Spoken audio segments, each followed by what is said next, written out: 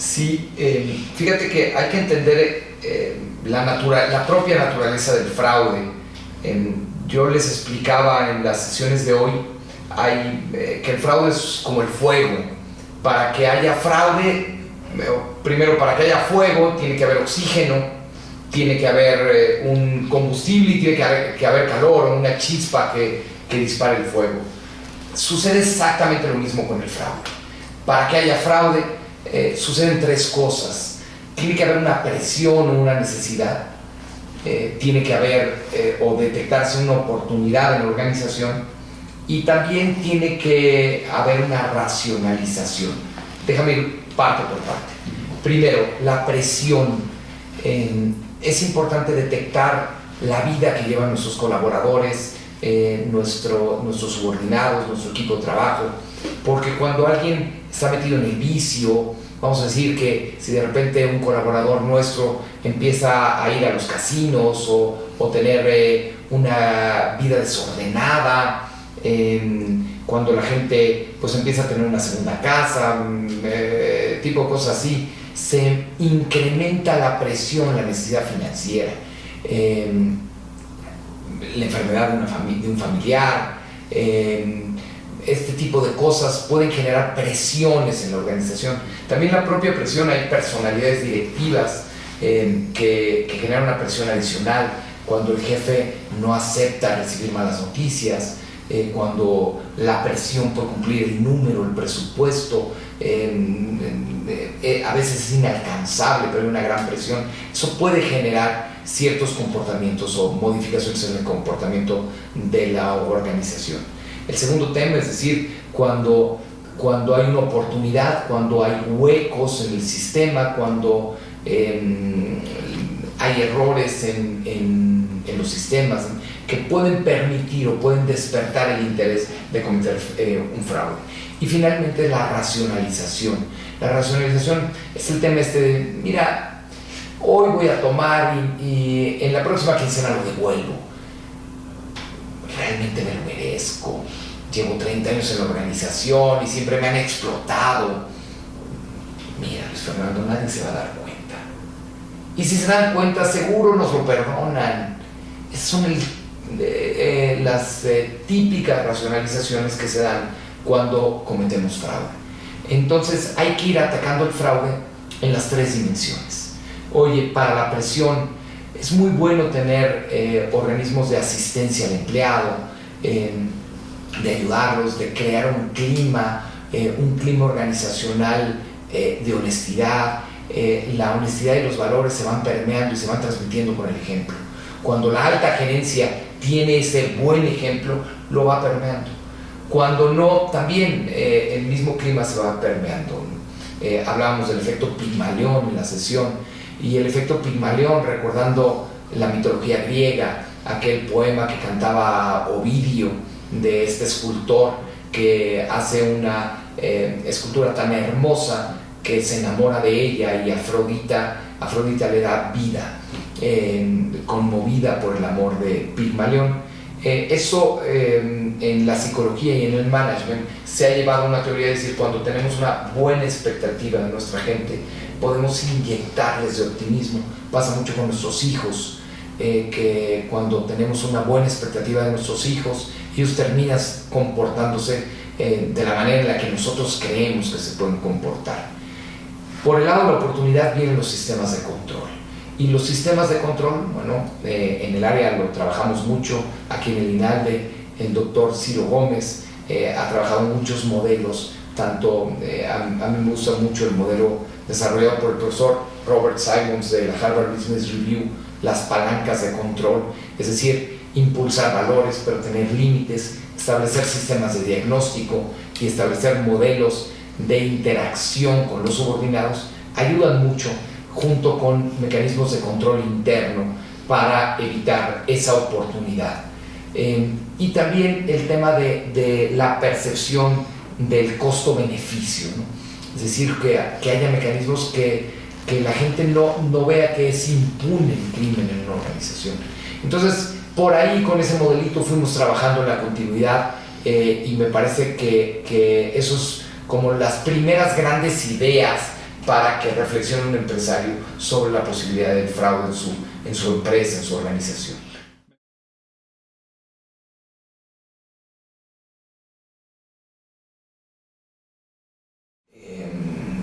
La mayor parte de los fraudes que se dan en las organizaciones son robo de activos.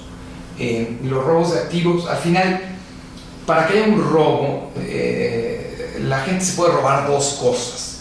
Puede robar efectivo o puede robar inventario. Entonces, generalmente por ahí vienen muchos de los fraudes, sobre todo que hacen a nivel operativo en las organizaciones. Y entonces de eso lo encontramos en compras, lo encontramos en los propios almacenes, también en los departamentos de contabilidad, en finanzas. Ahí se dan mucho este tipo de fraudes.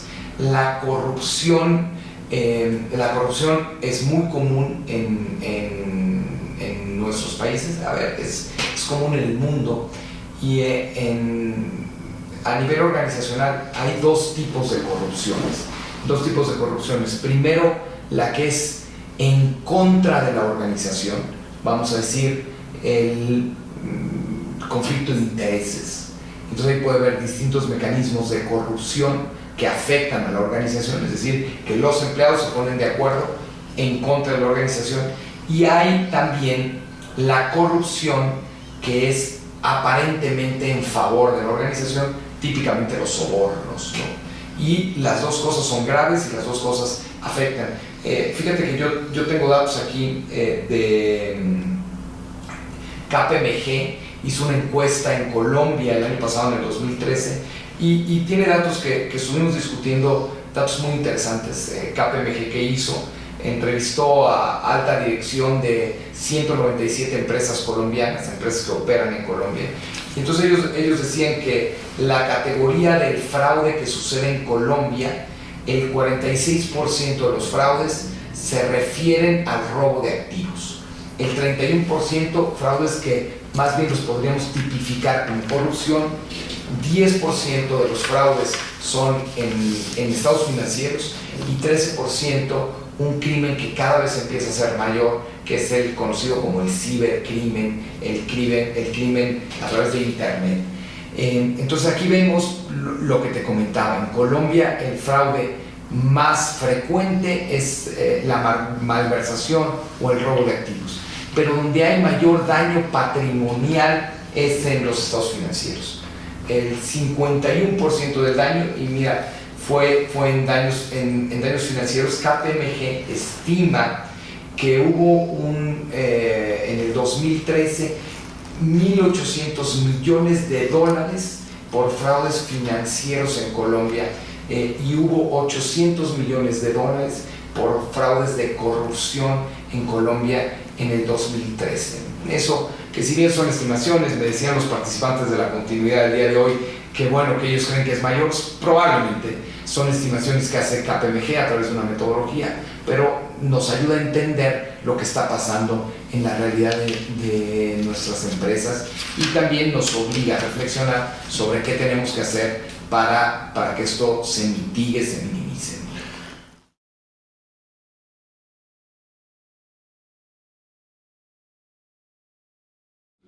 Sí, la responsabilidad debe empezar en la alta gerencia, en el consejo de administración, en la junta de gobierno. Desde ahí se permea, se genera un ambiente de control.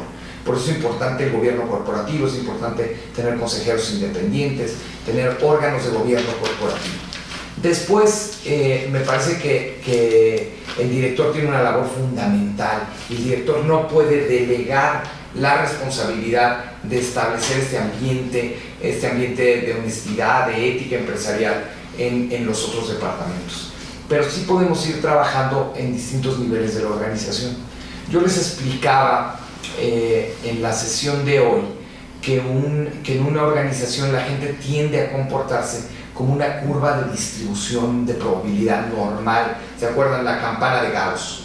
Es decir, tenemos un porcentaje de gente que siempre estará buscando cómo hacernos trampa, cómo meternos gol, cómo robar. Y tenemos un porcentaje, el otro extremo de la curva, donde hay gente honesta a prueba de balas. Los demás, quién sabe. Los demás depende de las circunstancias, depende de qué tanta presión tengan, depende si detectan una oportunidad y dependen de este esquema de racionalización del que hablábamos. Entonces, ¿qué hay que hacer? Para evitar que entren los pillos, esos que son deshonestos, siempre buscando la oportunidad, hay que mejorar nuestros mecanismos de selección, de reclutamiento. Y entonces, si en la empresa promedio tenemos un 20% de gente que entra a nada más ver que roba, si mejoramos nuestros mecanismos de reclutamiento y selección, podemos mitigar esto. Pero tampoco podemos ser ingenuos pensando que por muy buenos que sean nuestros esquemas de reclutamiento, vamos a acabar con los pillos. Siempre se nos colarán, o sea, no hay sistemas a prueba de bala. Por el otro extremo de la curva, tenemos que mejorar nuestros mecanismos de capacitación, de transmisión de valores, de enseñanza, y eso hará que en nuestras organizaciones cada vez tengamos más gente honesta.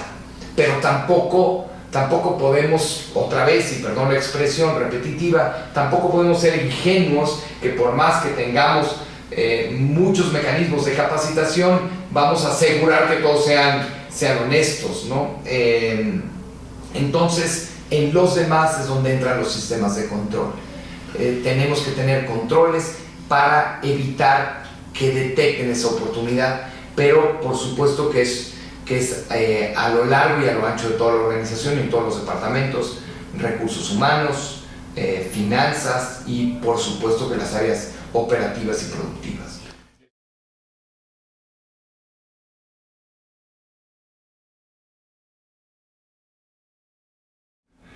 Sí,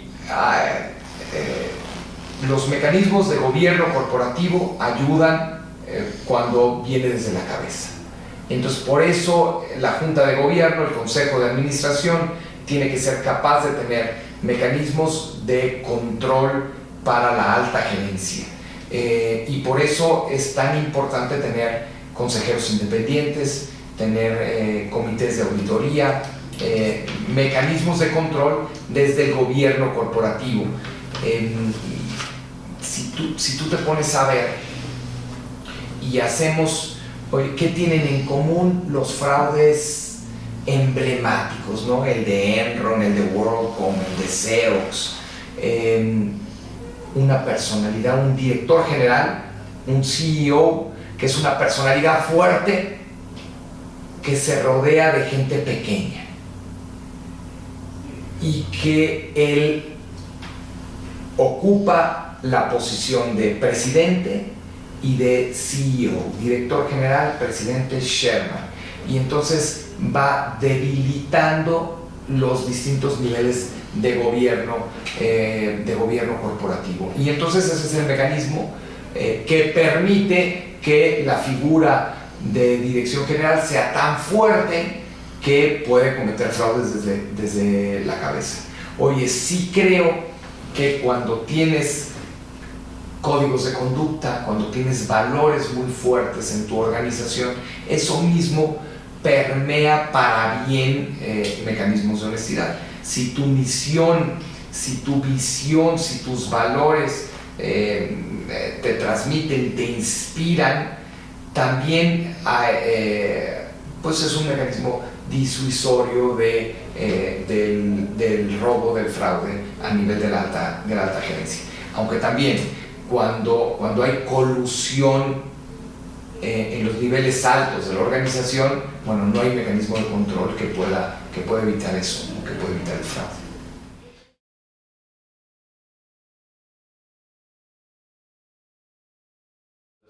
Yo creo que la labor de las escuelas de negocios es ayudar a la alta dirección, ayudar a los empresarios, ayudar en los MBAs, a que tengamos una mejor visión de la empresa, una mejor visión del hombre que está en la empresa. Fíjate que hay un libro muy interesante. Cuando surgen todos estos escándalos, y no creas que me voy por las ramas para contestar tu pregunta, sino que creo que la anécdota es muy buena. Cuando surgen todos estos escándalos de WorldCom, de Enron, en Harvard Business School, se dan cuenta que muchos de los defraudadores son egresados del MBA de Harvard. Y entonces hay todo un debate y una polémica en la Harvard Business School sobre qué tanta responsabilidad tenía la escuela de la formación de esos delincuentes. Y hay un debate donde un grupo de académicos de Harvard dicen, miren, aquí llegan al MBA a los 30 años, ya están formados, los que no les enseñaron valores y ética en sus casas, pues ya nosotros no podemos hacer nada. Y otro grupo de académicos en la misma Harvard Business School dicen, oye, no podemos aplicar nuestra responsabilidad. Y un profesor, el profesor Tom Piper, escribe un libro que se llama Can Ethics Be Taught? ¿Se puede enseñar la ética? Y el libro narra este debate. Y al final Harvard decide que no pueden abdicar la responsabilidad de enseñar ética. Y una de las cosas que vienen muy interesantes en el libro es que dice, un profesor de negocios, sea de la asignatura que sea, no puede negar la discusión de un tema ético. Es decir, cuando por ejemplo el profesor de finanzas dice, surge un dilema ético en la discusión de un caso en su sesión, el profesor de finanzas sería un irresponsable si dice, no, mira, eso del caso ético, discútelo con los profesores de ética y nosotros hablemos de negocio y de hacer plata. Eso sería una irresponsabilidad del profesor de finanzas. Todos los profesores en una escuela de negocios debemos de tener cierta formación ética para poder afrontar los dilemas que se presentan en el aula y que se presentan en las organizaciones. Entonces, eso es, te cuento la historia, el debate en Harvard. Yo estoy convencido que en nuestras escuelas, en el INALDE, en el IPADE, nosotros nacimos con una concepción cristiana del hombre, con una concepción cristiana de los negocios. Nosotros entendemos que las empresas están hechas de personas y entonces tenemos que formar a las personas y es nuestra responsabilidad que salgan siendo mejores seres humanos. De hecho, creo que la oferta de valor que tenemos en el IPADE y en el INALDE es que un empresario, un directivo que viene ya sea a un MBA o a un programa de perfeccionamiento directivo, tiene que entender mejor al hombre, tiene que entender mejor la empresa, no solo como un organismo económico, sino como un organismo mucho más profundo. Decía Carlos Llano, el fundador del IPADE, que toda empresa tiene que cumplir 4 objetivos. Una empresa, por supuesto, que tiene que darle un valor económico a los accionistas. Para eso es empresa. Pero simultáneamente tiene que cumplir con ofrecer bienes y servicios que sean útiles y necesarios para la sociedad. Fíjate que si no lo hace, no estamos hablando de empresa, Luis Fernando. Estamos hablando, pues a lo mejor el crimen organizado. El crimen organizado genera valor a sus accionistas, pero está haciendo un mal a la sociedad. Tercera característica de ser empresa. Para ser empresa tiene que generar un valor humano agregado. Es decir, las personas por trabajar en esta organización son mejores personas. Si no lo consigue, estamos hablando de la prostitución. Fíjate, la prostitución genera valor a sus accionistas, pero denigra la dignidad de la persona. Entonces una empresa tiene que generar valor humano agregado. Y Carlos Llano decía que la cuarta característica, repito, primera, generar un valor a los accionistas, valor económico. Segunda, proporcionar bienes y servicios útiles y necesarios a la sociedad. Tercera, generar un valor humano agregado. Y cuarta, permanecer en el tiempo. Es decir, la empresa no es un negocio. La empresa no es una transacción comercial. Oye, yo te vendo mi automóvil, relación ganar-ganar, pero hoy termina. No, la empresa debe de permanecer en el tiempo. Y entonces, si desde las escuelas de negocios entendemos esto, se lo transmitimos a los empresarios, me parece que generaremos una visión mucho más amplia de lo que es la empresa, acabaremos con los reduccionismos y los haremos pensar y reflexionar sobre otro tipo de cosas.